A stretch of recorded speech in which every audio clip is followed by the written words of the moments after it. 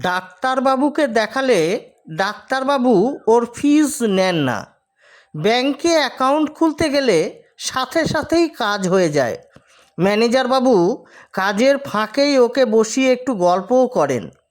এ সব কিছুর মূলে যে জাদু শক্তিটি কাজ করে সেটি হচ্ছে বাঠুর চা।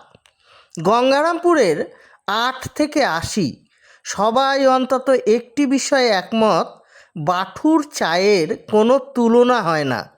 গঙ্গারামপুর বিডিও অফিসের সামনে ছোট্ট দোকানে সকাল ৬টা থেকে রাত্রি ১০টা পর্যন্ত যে কোনো সময় গেলেই দেখা মিলবে সদা হাস্য রঞ্জিত দাস ওরফে বাঠুর। সামনেই বড় বড় হাঁড়িতে ঘন দুধ, ২৫-৩০ গ্লাস চা একসঙ্গে তৈরি করতেই নিমিষে হাওয়া। আর চায়ে চুমুকের সঙ্গে সঙ্গেই সকলের মুখে পরিতৃপ্তির হাসি। কে নেই এই দলে? শহরের ডাক্তারবাবু থেকে ব্যাংক ম্যানেজার, শিক্ষক, উকিল, ঠিকাদার, টোটো চালক, আড্ডাবাজ সবাই এর খদ্দের।